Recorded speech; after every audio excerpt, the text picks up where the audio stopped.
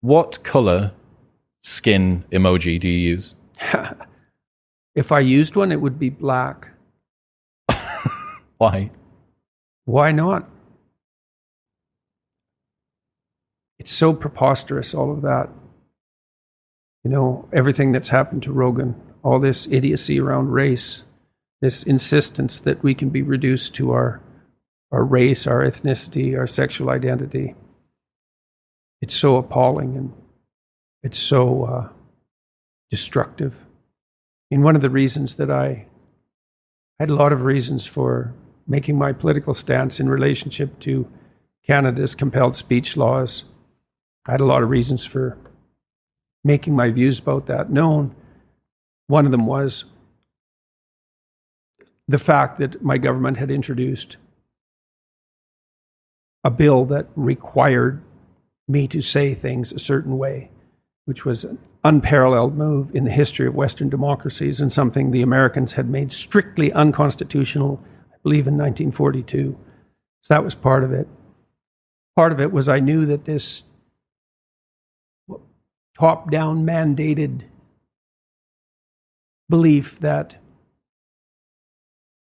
confusion around gender identity was a positive occurrence to provide that freedom, let's say. I knew that for every person that saved, that would doom 1,000 people, primarily girls, to a kind of psychological contagion as confusion about sex and gender identity ramped up.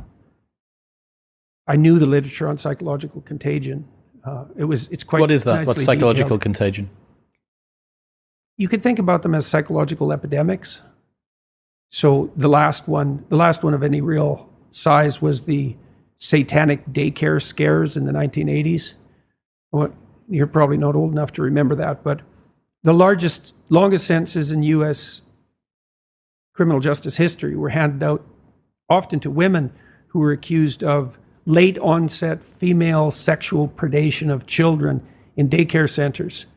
The FBI invented a whole new category of perpetrator, a category that didn't exist because there are no late onset female sexual child sexual predators. They don't exist. But there were women who obtained prison sentences of several hundred years for hypothetically being involved in these satanic daycare abuse rituals. And it just swept across the whole country like the Salem witch trials, except at a much larger scale. There's a book called Satan's Silence that was written by a lawyer and a social worker that documents it.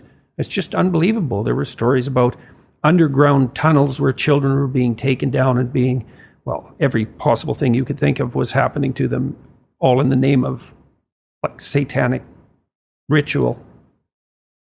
It was a contagion. And those things happen. It happened with cutting behaviors. It happened with eating disorders. This is almost all among girls because teenage girls are most prone to this. They called it hysteria back in Freud's time, but there's a book by a man named Henry Ellenberger called Discovery of the Unconscious that traces back psychogenic epidemics to about 300 years.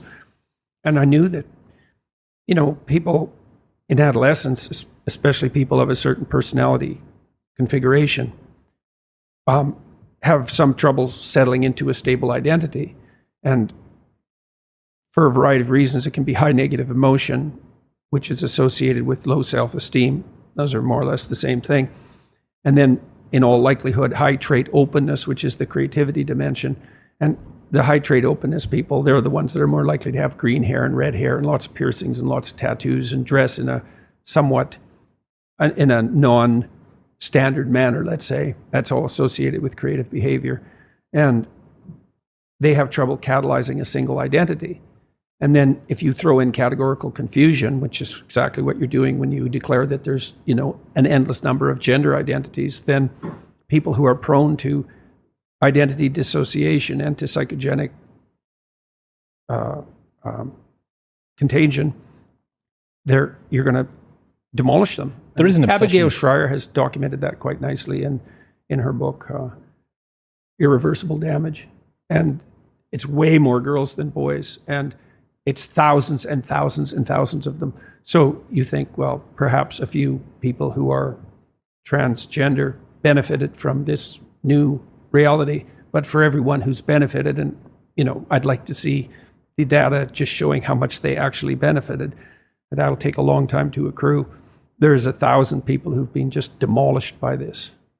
So, and then what else on the, well, that's basically that on the political front. I could see all that coming. I talked to the Canadian Senate about it when they put in the legislation.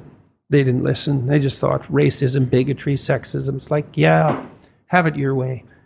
But, so what, all these girls that have rapid onset gender dysphoria and are disfiguring themselves and taking hormones and, wreaking havoc with themselves and their families and the broader culture.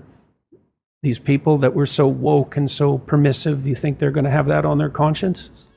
They're on to something, some other noble venture